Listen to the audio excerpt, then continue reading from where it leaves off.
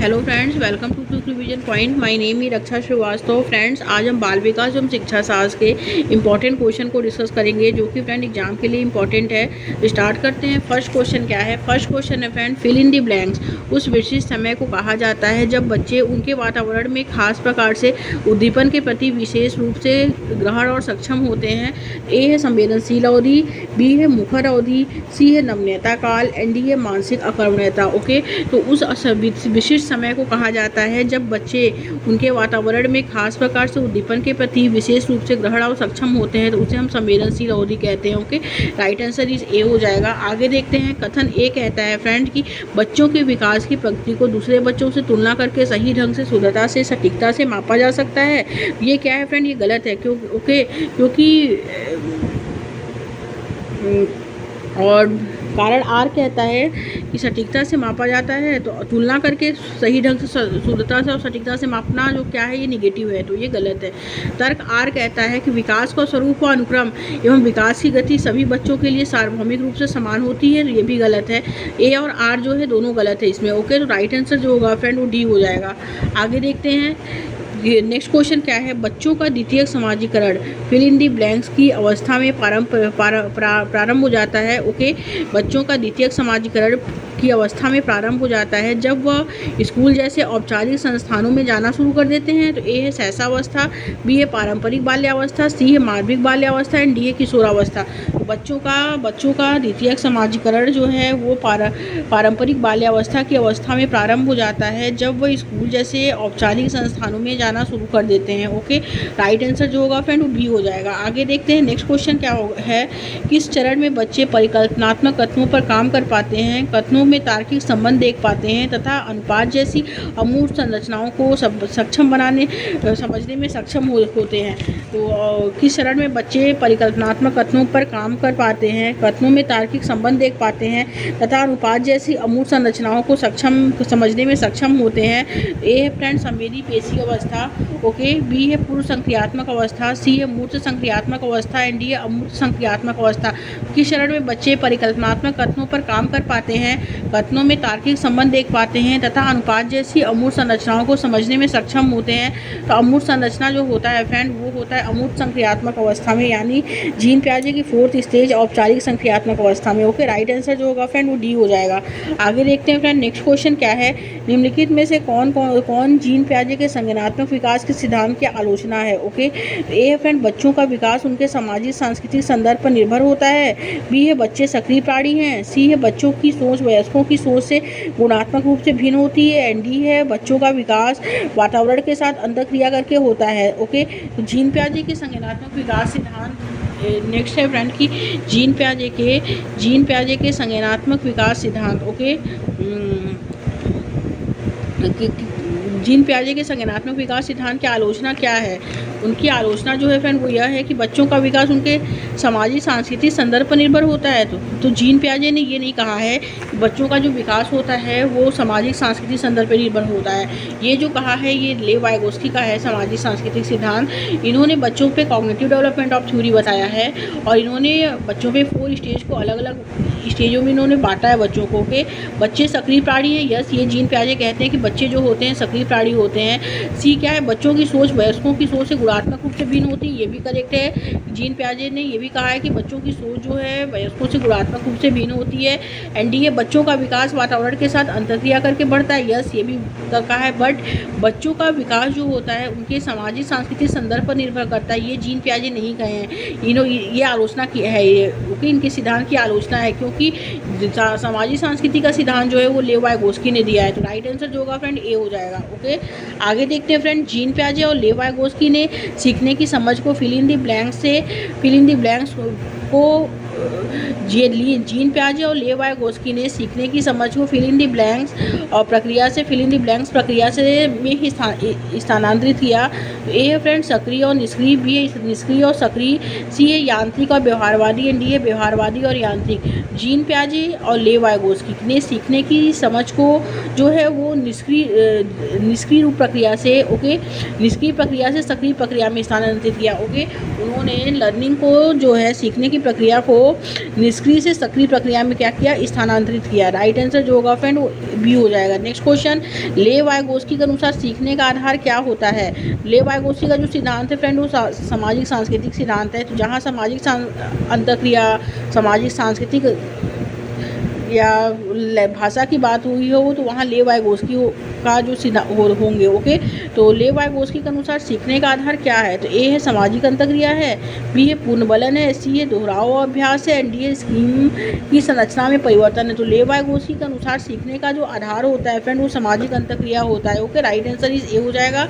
आगे देखते हैं फ्रेंड, लॉरेंस कोहलबर्ग द्वारा प्रतिपादित नैतिक विकास के किस स्तर पर व्यक्ति विश्वास रखते हैं कि समाज को अपने नियमों में समय के साथ बदलाव करने की ज़रूरत है।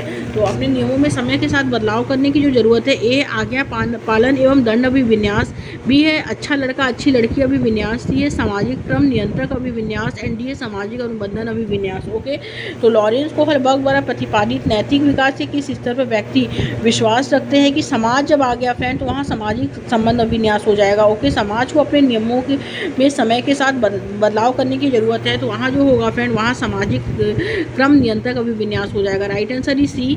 आगे देखते हैं फ्रेंड, नेक्स्ट क्वेश्चन क्या है। हार्वर्ड गार्डनर के बहुबुद्धि सिद्धांत के अनुसार निम्नलिखित में से कौन सा जोड़ा बुद्धि के प्रकार और अंतःस्थिति अनुपालन संभावना जो है अनुसार सही है। ओके, तो ए है फ्रेंड बुद्धि का प्रकार जो होता है भाषिक अंतःस्थिति अनुपालन संभावना और लेखापाल, एंड बी है फ्रेंड बुद्धि का प्रकार स्थानिक अंतःस्थिति अनुपालन संभावना और वास्तुकार, सी है बुद्धि का प्रकार शारीरिक गति संवेदना संवेगात्मक अंतःस्थिति अनुपालन संभावना और गायक, एंड डी है बुद्धि का प्रकार प्राकृतिक अंतःस्थिति अनुपालन संभावना और शिक्षक। ओके, तो हार्वर्ड गार्डनर का बहुबुद्धि का सिद्धांत है। ओके, इन्होंने 8 प्रकार की बुद्धि बताई है और अलग अलग बुद्धि बताई है कि हर मनुष्य में जो होता है अलग अलग तरह की बुद्धि होता है, और निम्नलिखित में से कौन सा जोड़ा जो है बुद्धि के प्रकार और अंतःस्थिति अनुपालन संभावना अनुसार सही है। तो वो है बुद्धि का प्रकार प्राकृतिक अंतःस्थिति अनुपालन संभावना और शिक्षक होता है। ओके, राइट आंसर जो होगा फ्रेंड डी हो जाएगा। आगे देखते हैं,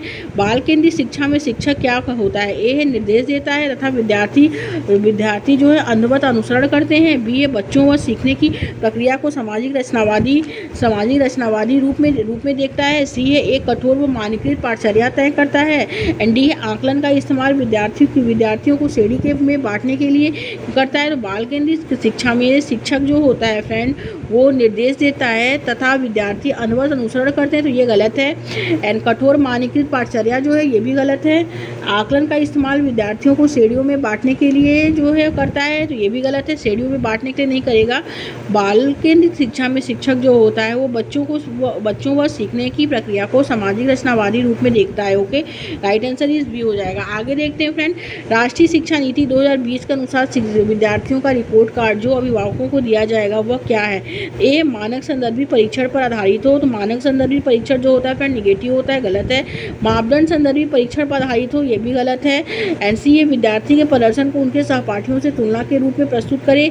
ओके, तुलना करके प्रस्तुत करना ये भी गलत है। विद्यार्थी की प्रगति व विशिष्टता को प्रतिबिंब करे, तो ये करेक्ट है। ओके, राष्ट्रीय शिक्षा नीति 2020 के अनुसार विद्यार्थियों का रिपोर्ट कार्ड अभिभावक को दिया गया जाएगा, तो वह क्या है, वह विद्यार्थी की प्रगति व विशिष्टता को प्रतिबिंब करे। ओके, राइट आंसर जो होगा फ्रेंड वो टी हो जाएगा। आगे देखते हैं, सामाजिक आर्थिक रूप से वंचित समूहों के छात्रों का अवधारणा सुनिश्चित करने के लिए राष्ट्रीय शिक्षा नीति 2020 प्रस्तावित करती है कि पाठचर्या और शिक्षा शास्त्र जो है ए है परीक्षा पर केंद्रित हो, बी है पाठ्य पुस्तक पर केंद्रित हो, सी है संलग्न और संदर्भित हो, एंड डी है मानकीकृत व एकरूपी हो। तो सामाजिक आर्थिक रूप से वंचित समूहों के छात्रों का अवधारणा सुनिश्चित करने के लिए राष्ट्रीय शिक्षा नीति 2020 प्रस्तावित करता है कि पाठचर्या और शिक्षा शास्त्र संलग्न और संदर्भित हो। Okay, right answer is C. आगे देखते हैं फ्रेंड, लिंग जैविक है जबकि जेंडर सामाजिक संरचना है। ओके, राइट आंसर जो होगा फ्रेंड वो ए हो जाएगा। आगे देखते हैं, बच्चों का मूल्यांकन करने के लिए शिक्षकों को निम्नलिखित में से किन तरीकों का प्रयोग करना चाहिए। तो ए है समूह में कार्य, बी है कक्षा में भागीदारी, सी है पोर्टफोलियो, एंड डी है प्रस्तुतिकरण।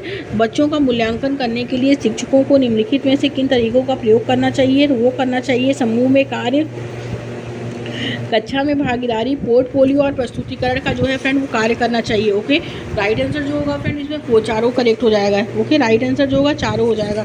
नेक्स्ट क्वेश्चन देखते हैं, भाषा व संज्ञानात्मक विकास के बारे में निम्नलिखित में से कौन सा कथन सही है? ए है भाषा की संज्ञानात्मक विकास में महत्वपूर्ण भूमिका है, बी है भाषा के संज्ञानात्मक विकास में कोई भूमिका नहीं है, एंड सी है भाषा संज्ञानात्मक विकास की प्रक्रिया में बाधा उत्पन्न करती है, एंड डी है भाषा और संज्ञानात्मक विकास स्वतंत्र प्रक्रियाएं हैं। ओके, तो भाषा व संज्ञानात्मक विकास के बारे में निम्नलिखित में से कौन सा कथन सही है? तो भाषा की संज्ञानात्मक विकास में महत्वपूर्ण भूमिका है। Okay, right answer is a हो जाएगा फ्रेंड्स। आगे देखते हैं नेक्स्ट क्वेश्चन क्या है, निम्न में से किसे दिव्यांगजन अधिकार अधिनियम 2016 में बढ़ावा दिया गया है? तो दिव्यांगजन अधिकार अधिनियम 2016 में जिसे बढ़ावा दिया गया है, ए है फ्रेंड दिव्यांगजनों के लिए विशिष्ट शिक्षा की अनिवार्यता, बी है दिव्यांगता के आधार पर अधिकारों के उपागमन में भेदभाव, सी है दिव्यांगजनों की शिक्षा के अधिकार में बेदखली, एंड डी है जीवन के सभी क्षेत्रों में समानता और गैर भेदभाव। निम्न में से किसे दिव्यांगजन अधिकार अधिनियम में बढ़ावा दिया गया है? तो वो जीवन के सभी क्षेत्रों में समानता और गैर भेदभाव को। ओके, राइट आंसर ही डी। आगे देखते हैं, समावेशी शिक्षा निम्नलिखित में से किसकी जरूरतों को पूरा करने में मदद करती है? तो ए है फ्रेंड प्रत्येक विद्यार्थी की, बी है केवल धार्मिक अल्पसंख्यकों के विद्यार्थी की, सी है केवल दिव्यांग विद्यार्थी की, एंड डी है केवल प्रतिभावान विद्यार्थी की। तो समावेशी शिक्षा निम्नलिखित में से किसकी जरूरतों को पूरा करने में मदद करती है? वो करती है फ्रेंड प्रत्येक विद्यार्थी की। ओके, राइट आंसर जो होगा वो ए हो जाएगा। आगे देखते हैं नेक्स्ट क्वेश्चन क्या है, गूढ़ज वैकल्प डिस्कैलकुलिया मुख्य रूप से किस कठिनाई से जुड़ा है? तो पठन वैकल्प जो होता है फ्रेंड वो होता है पढ़ने से। ओके, गणितीय गणना करना, बी सी है आलोचनात्मक सोच, एंड डी है संचार कौशल। तो गूढ़ज वैकल्प डिस्कैलकुलिया मुख्य रूप से किस कठिनाई से जुड़ी है? तो वो गणितीय गणना करने से जुड़ी है। Okay, right answer is B. आगे देखते हैं फ्रेंड, निम्नलिखित में से कौन सा अभ्यास भाषण और भाषा विकारों वाले विद्यार्थी के सफल समावेशन में बाधा उत्पन्न करेगा? बाधा जो उत्पन्न करेगा, ए है फ्रेंड कार्यों और दत्त कार्यों को छोटे आसानी से प्रबंधित चरणों में विभाजित करना, बी है अभिव्यंजक भाषा कौशल का समर्थन करने के लिए दृष्टियों के उपयोग को हतोत्साहित करना, सी है मौखिक और लिखित कार्यों के लिए पूर्व नियोजित रणनीतियों का उपयोग करना, डी है कक्षा में स्वरण और दृश्य विकरणों को कम करना। ओके, निम्नलिखित में से कौन सा अभ्यास भाषण और भाषा विकारों वाले विद्यार्थियों के सफल समावेशन में बाधा उत्पन्न करेगा? तो वो है मौखिक और लिखित कार्यों के लिए पूर्व नियोजित रणनीतियों का उपयोग करना। Okay, right answer is C. आगे देखते हैं, प्रतिभाशाली विद्यार्थियों को आवश्यकता को पूरा करने के लिए शिक्षकों को निम्नलिखित में से किससे बचना चाहिए? ए विद्यार्थियों को स्वतंत्र परियोजना को आगे बढ़ाने की अनुमति देना, बी है पाठचर्या त्वरण के लिए लचीलेपन को अपनाना, सी है एक आयामी पाठ्यक्रम लागू करना, एंड डी है उत्तेजक संवर्धन गतिविधियां प्रदान करना। तो प्रतिभाशाली विद्यार्थियों को आवश्यकताओं को पूरा करने के लिए शिक्षकों को निम्नलिखित में से किससे बचना चाहिए? तो वो बचना चाहिए एक आयामी पाठ्यक्रम लागू करना। Okay, right answer is C. आगे देखते हैं, अभिकथन ए कहता है किसी नए संप्रत्यय का शिक्षण शुरू करने से पहले एक शिक्षिका को पूर्वपेक्षित ज्ञान की समीक्षा कर लेनी चाहिए। यह विद्यार्थियों को नए संप्रत्यय को समझने के लिए आवश्यक जानकारी को ध्यान में लाने में मदद करेगा। तो यस, ये करेक्ट है। एंड कारण आर कहता है कि शारीरिक दंड का अभ्यास शिक्षार्थियों के अवांछनीय व्यवहार को सुधारने की रणनीति के रूप में नहीं किया जाना चाहिए। तो ये भी करेक्ट है। तो ए और आर दोनों सही है, और आर सही व्याख्या लेकिन नहीं है ए की। Okay, right answer is B हो जाएगा। नेक्स्ट क्वेश्चन, कोई भी अध्यापन जो विषय वस्तु को अपने आप में एक अंत मानता है वे विद्यार्थियों के बीच जो है फिल इन द ब्लैंक्स पैदा कर सकता है। तो क्या पैदा कर सकता है? तो ए है महारत के लिए सराहना, बी है नवाचार की इच्छा, सी है सीखने की अभिप्रेरणा, एंड डी अन्वेषण के लिए प्रतिरोध। कोई भी अध्यापन जो विषय वस्तु को अपने आप में एक अंत मानता है वे विद्यार्थी के बीच जो है अन्वेषण के लिए प्रतिरोध पैदा कर सकता है। ओके, राइट आंसर ही डी हो जाएगा। आगे देखते हैं नेक्स्ट क्वेश्चन क्या है, अभिकथन ए कहता है विद्यार्थी को विभिन्न अधिगम रणनीतियों का उपयोग कब, कहाँ और क्यों करना है इसके बारे में स्वनियामक ज्ञान सिखाया जाना चाहिए। तो यस, ये करेक्ट है। एंड कारण आर है कि एक अधिगम रणनीति को बनाए रखने और उसे नियोजित करने की संभावना बढ़ जाती है यदि विद्यार्थी को पता है कि इसका उपयोग कब, कहाँ और कैसे क्यों करना है। तो ए और आर क्या है फ्रेंड, दोनों सही है, और आर सही व्याख्या करता है ए की। ओके, तो राइट आंसर इज ए हो जाएगा। नेक्स्ट क्वेश्चन, निम्नलिखित में से कौन सा अधिसंज्ञानात्मक कौशल का उदाहरण है? ए किसी समस्या को हल करने में स्वयं द्वारा प्रयुक्त मूल्यांकन करना, बी है दो चित्रों के बीच अंतर की पहचान करना, सी है मीथेन का रासायनिक सूत्र जानना, एंड डी है एक विशेष राजवंश के कालानुक्रमिक क्रम को याद करना। तो कौन सा अधिसंज्ञानात्मक कौशल का उदाहरण है? तो किसी समस्या को हल करने में स्वयं द्वारा प्रयुक्त का मूल्यांकन करना। Okay, right answer is a. आगे देखते हैं फ्रेंड, एक शिक्षिका अपने विद्यार्थियों के बीच प्रक्रियात्मक ज्ञान को सुसाध करना चाहती है, निम्नलिखित में से कौन सा प्रश्न इस उद्देश्य के लिए उपयुक्त है। ए है फ्रेंड इसमें आक्सीकरण अपचयन समीकरण को कैसे हल करें। बी है डीएनए के घटक और संरचना क्या है। सी है कौन सा ग्रह सूर्य के सबसे निकट है। एंड डी है भारतीय राष्ट्रगान किसने लिखा है था। एक शिक्षिका अपने विद्यार्थियों के बीच प्रक्रियात्मक ज्ञान को सुसाध करना चाहती है, निम्नलिखित में से कौन सा प्रश्न इस उद्देश्य के लिए उपयुक्त है। तो वो है फ्रेंड आक्सीकरण अपचयन समीकरण को कैसे हल करें। Right answer is a. आगे देखते हैं फ्रेंड, विद्यार्थियों के लिए अधिगम को सार्थक बनाने के लिए एक शिक्षिका को निम्न में से क्या करना चाहिए। पाठ्य पुस्तक सामग्री के रटकर याद करने पर जोर दें, तो रटकर पाठ सामग्री निगेटिव है, गलत है। बी है व्यवहार अनुकूलन के लिए उत्तेजना प्रतिक्रिया संघ को नियोजित करें। सी है विद्यार्थी को प्रेरित करने के लिए मूर्त पुरस्कारों का अवसर उपयोग करें। डी है अनुभवों पर चिंतन और मनन करने के अवसर प्रदान करें। तो राइट आंसर ही डी हो जाएगा। ओके, आगे देखते हैं फ्रेंड, नेक्स्ट क्वेश्चन क्या है। नेक्स्ट क्वेश्चन है फ्रेंड, जब एक विद्यार्थी किसी समस्या को हल करने में फंस गया था तो उसके शिक्षक ने उसे अपने विचार खुद से प्राप्त करने का सुझाव दिया। ऐसा करने के तुरंत बाद विद्यार्थी ने कहा मुझे अब जवाब पता है। ओके, तो इस मामले में समस्या समाधान की किस रणनीति ने विद्यार्थी की मदद की है। तो वो की है फ्रेंड्स स्मृति सहायक विधि ने। Right answer is B. आगे देखते हैं, भ्रांतियों के संदर्भ में निम्नलिखित में से कौन सा कथन सही नहीं है। तो भ्रांतियाँ स्पष्ट रूप से बच्चों की कुछ भी नई और उन्नत सीखने की अक्षमता को दर्शाती हैं। Right answer is C. आगे देखते हैं फ्रेंड, नेक्स्ट क्वेश्चन क्या है, निम्नलिखित में से कौन सा संवेग अधिगम को सकारात्मक रूप से प्रभावित करता है। तो ए है चिंता, बी है बोरियत, सी है भय, डी है आशा। तो सकारात्मक रूप से जो प्रभावित करेगा वो है फ्रेंड आशा। राइट आंसर ये डी हो जाएगा। आगे देखते हैं फ्रेंड, नेक्स्ट क्वेश्चन क्या है एंड लास्ट क्वेश्चन है कि किसी कार्य में विफलता के लिए निम्नलिखित में से कौन सा आरोपण में एक विद्यार्थी को भविष्य के प्रयासों के लिए प्रेरित करने की संभावना है। ए मैं बुद्धिमान नहीं हूँ और बुद्धिमत्ता स्थिर है। बी है मैं इस बार पर्याप्त प्रयास नहीं किया हालांकि मैं ऐसा करने से मैं सक्षम हूँ। सी है शिक्षक मेरे प्रति पक्षपाती था और मैं अपने बारे में उसकी धारणा को नहीं बदल सकता। डी है यह विशेष परीक्षा मंगलवार को ही पड़ती है और मंगलवार मेरा अशुभ दिन है। किसी कार्य में विफलता के लिए निम्नलिखित में से कौन सा आरोपण में एक विद्यार्थी को भविष्य के प्रयासों के लिए प्रेरित करने की संभावना है। तो मैं इस बार पर्याप्त प्रयास नहीं किया हालांकि मैं ऐसा करने में सक्षम हूँ। कि राइट आंसर इज बी हो जाएगा। Thank you friends.